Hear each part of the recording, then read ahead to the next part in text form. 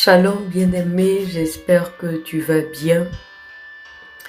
Nous entamons enfin la dernière division du psaume 119, les vers 169 à 176. Le psaume 119, pour rappel, est le plus long psaume, le plus long chapitre de la Bible. Il est subdivisé en 22 divisions parties qui comprennent 8 vers chacune.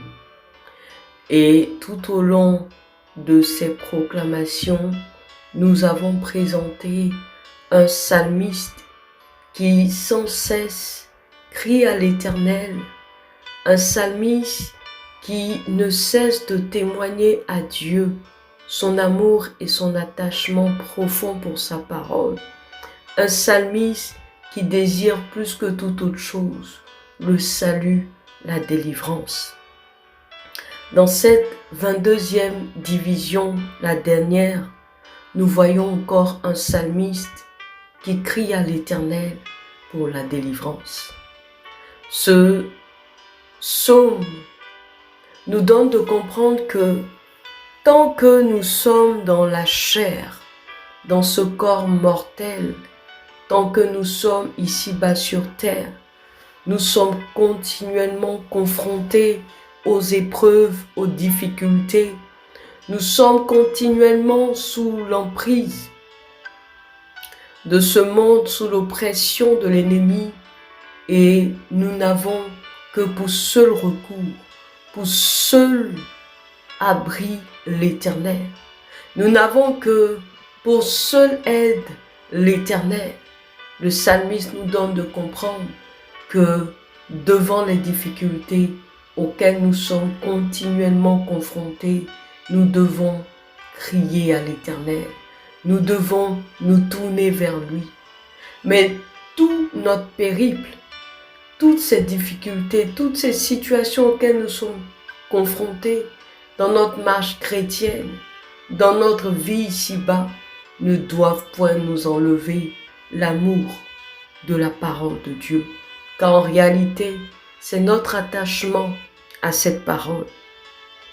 C'est notre soumission et notre obéissance à cette parole qui nous donnera la véritable liberté, la véritable délivrance, l'intelligence et qui nous permettra de louer Dieu, de le célébrer même au milieu des difficultés.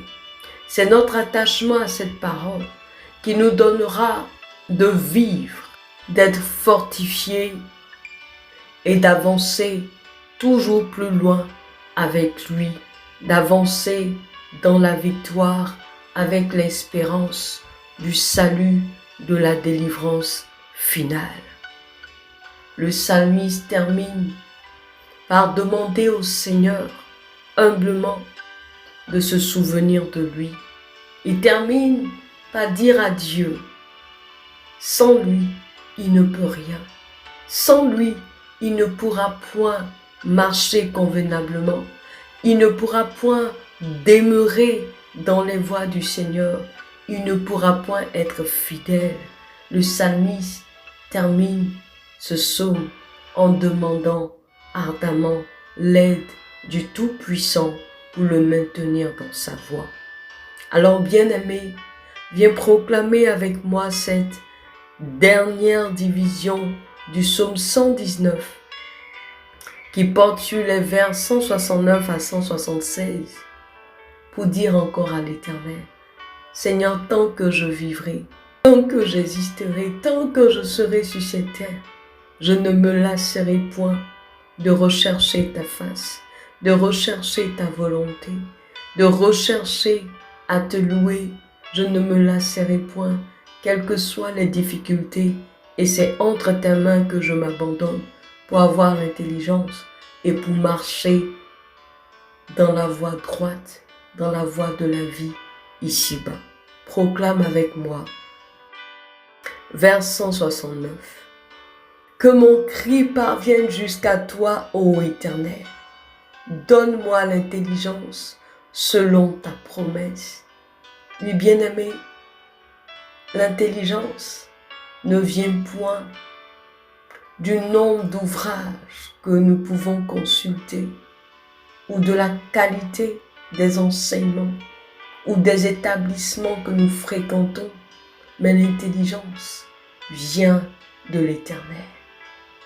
Elle ne vient pas du nombre d'années ou de la grande expérience, mais c'est l'Éternel qui donne de l'intelligence.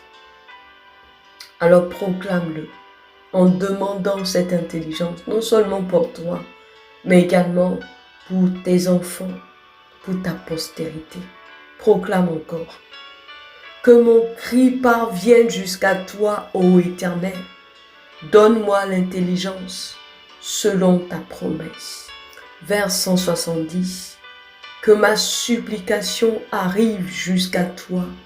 Délivre-moi selon ta promesse. Alléluia. Oh bien-aimé, tout au long de ces proclamations, David n'a eu de cesse de demander la délivrance de l'Éternel. Continuellement, bien-aimé, vers qui te tournes-tu? Es-tu lassé ou continues-tu de crier à l'Éternel? Proclame-le. Que ma supplication arrive jusqu'à toi. Délivre-moi selon ta promesse. Vers 171. Que mes lèvres publient ta louange, car tu m'enseignes tes statuts. Alléluia. David sait que la louange qu'il peut faire monter jusqu'à l'Éternel, la louange qu'il peut publier, tire sa source de la parole de Dieu. C'est la connaissance qu'il a de la parole de Dieu qui l'amène à élever vers lui sa louange. Bien-aimé, qu'est-ce qui inspire ta louange? Est-ce que tu ne fais que copier ce que les autres disent? Est-ce que tu ne fais que répéter ce qui est chanté par tous? Ou te laisses-tu inspirer pour faire monter jusqu'à l'Éternel une louange authentique, agréable, basée sur ta connaissance du divin, sur ta connaissance de sa parole? Dis-le, que mes lèvres, Seigneur, publient ta louange, car tu m'enseignes tes statuts. Alléluia. Vers 172. Que ma langue chante ta parole, car tous tes commandements sont justes. Oh bien-aimé, c'est dans le prolongement du verset 71. David veut chanter, non pas ce qu'il a entendu dire de Dieu, mais ce qu'il sait de lui. Qu'est-ce que tu sais de ton Dieu qui t'amène à chanter ses louanges? Ce que tu sais de Dieu est dans sa parole. Alors dis-le, que ma langue chante ta parole, car tous tes commandements sont justes. Vers 173, que ta main me soit en aide, car j'ai choisi tes ordonnances. Alléluia. David sait que sa délivrance, l'aide qu'il peut attendre de l'Éternel dépendront de son attachement à ce Dieu-là. Est-ce que tu demeures fidèle? Ou veux-tu aller chercher le salut, le secours ailleurs? Que ta main me soit en aide, car j'ai choisi tes ordonnances. Vers 174. Je soupire après ton salut, ô Éternel, et ta loi fait mes délices. Alléluia. Je soupire après ton salut, ô Éternel, et ta loi fait mes délices. Dans ce vers, on a le sentiment que David ne parle pas seulement de la délivrance présente, de la situation présente, mais aussi David parle de la délivrance finale. Est-ce que tu désires ardemment être libéré de ce corps corruptible pour entrer dans la gloire du Père? Est-ce que tu désires ardemment être libéré de ce monde plein de corruption pour vivre dans la gloire du Père? Je soupire après ton salut, ô Éternel, et ta loi fait mes délices. Dans l'attente de cette délivrance, David ne se lasse point de se délecter de la parole de Dieu. Vers 175. Que mon âme vive et qu'elle te loue et que tes jugements me soutiennent. Alléluia. David demande une prolongation de vie.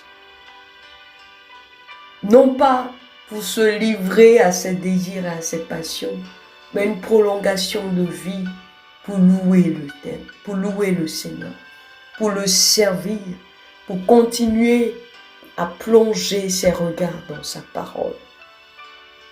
Pourquoi désires-tu que l'Éternel te conserve la vie? Quel est l'intérêt Dieu a à prolonger tes jours? Pose-toi cette question. Est-ce que tu désires simplement que tes jours soient prolongés pour bien profiter de ta maison, ou juste pour voir tes enfants grandir et s'épanouir, ou pour te donner le temps de réaliser tous tes projets? Qu'est-ce qui motive ton désir de voir tes jours se prolonger sur cette terre? Que mon âme vive et qu'elle te loue, et que tes jugements me soutiennent. Enfin, le vers 176. Je suis errant ou errante, comme une brebis perdue. Cherche ton serviteur. Tu es une femme, tu le dis. Cherche ta servante, car je n'oublie point tes commandements. Oh, David reconnaît que sans le Seigneur, il est susceptible de s'éloigner de sa voie. Il ne peut rien sans lui. Lui seul est capable de le guider dans le chemin de la vérité. Lui seul est capable de le conduire dans des voies droites et justes. David s'en remet donc à la grâce de Dieu pour le conduire dans toute la vérité. Au moment où David écrivait ces psaumes, le Saint-Esprit n'était pas répandu. Tu as aujourd'hui le consolateur, le paraclet, qui a été donné pour te conduire dans toute la vérité, pour éviter justement que tu t'égares. Que fais-tu du Saint-Esprit qui t'est donné? Laisses-tu le Saint-Esprit te conduire afin que tu ne puisses point t'égarer loin du Seigneur? Toi qui as pu t'éloigner de lui, toi qui t'es égaré et qui n'arrives plus à revenir dans la présence de Dieu, qui n'arrive plus à revenir vers Dieu, dis simplement cette prière. Je suis errante ou errant comme une brebis perdue. Cherche ton serviteur ou cherche ta servante. Bien-aimé, si tu es égaré, tu ne sais plus où tu en es, tu ne sais pas comment retrouver le chemin de ton Père, demande-lui, lui, de venir te chercher. Il le fera parce qu'il t'aime.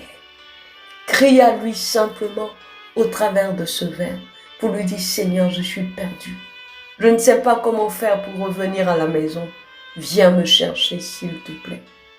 Sois comme ce petit enfant qui ne sait comment retrouver la maison parentale et qui crie à l'aide. Ton Dieu te trouvera où tu es et il te ramènera dans sa présence. Il te ramènera à la maison. Dis-le encore.